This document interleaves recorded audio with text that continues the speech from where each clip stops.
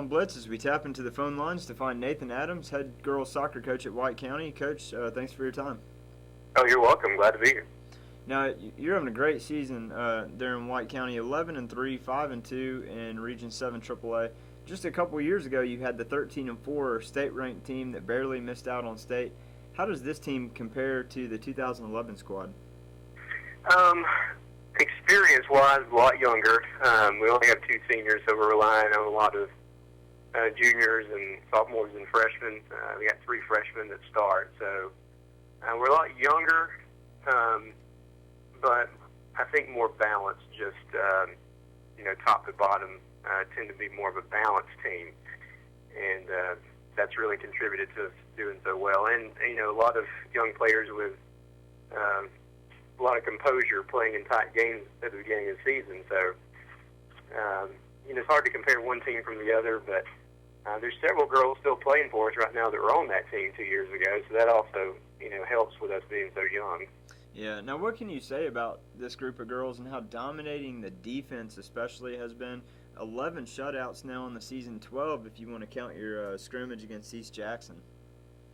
Yeah, I must say I'm a little bit surprised. I knew we'd have a chance of being really good, but just defensively, unbelievable. We actually are playing a different formation this year and have fewer defenders. It's the fewest defenders we've ever played in the back and had the best results. But kind of what we've done is we've got 3 or 4 girls that can really dominate the midfield. And then we've got 3 girls in the back that just don't make mistakes. They play together really well, and they're very smart. And, we've had several games where teams didn't even get shots off. Last night, case in point, team didn't even really have a shot against us. So. Yeah, and on the flip side, though, it's kind of strange. You had 3 of your losses. Your only 3 losses were times where you guys were shut out. Now, I know you guys averaged close to 3 goals a game, but you've had 5 games where you've won just 1-0, and 21 of your 37 goals have come in the past 3 games. What's that say about the tough competition in 7 AAA, which has to be the toughest region in the state? It's tough to score.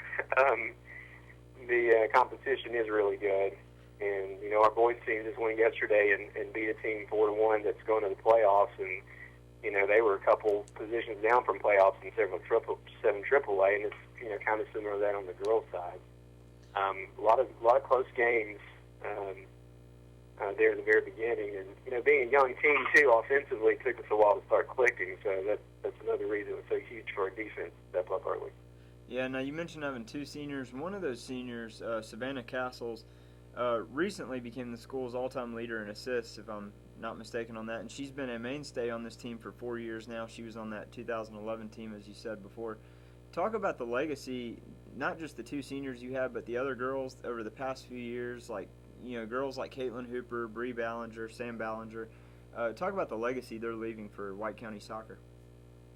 Well, it's just we've talked a lot about this idea of legacy over the last couple of years, and they really just turned the program around.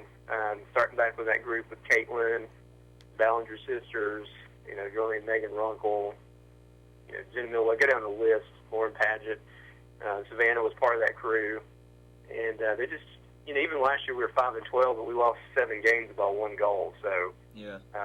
After graduating that huge senior class, we were still very competitive last year. So, and I've got several more girls coming up that are going to step into that role and continue the legacy, I believe. So, Savannah's been there for all of it. She's been a key part of the whole thing. Now, you've got just a couple non-region games left on the slate before the state playoffs, now that you guys have clinched. How well do you think your team is prepared going into this thing? And it has to help playing, as I said before, most of these state playoff teams that you've been playing all year long.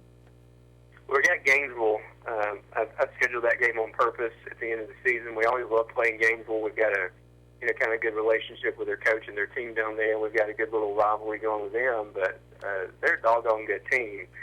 And kind of viewing that as a playoff atmosphere, traveling down to City Park and trying to play them. And we're going to match up with, St. Pius, Blessed Trinity, Woodward Academy, one of those 3.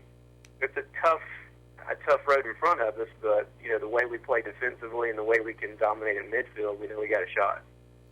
Well, Coach, thanks again for your time on the show. We hope to see your girls do some damage in the state playoffs. Oh, thank you so much. Hope to be talking about it. Thanks, Coach. See ya. Thank you. Bye-bye. Bye. Back in just a moment for more Blitz.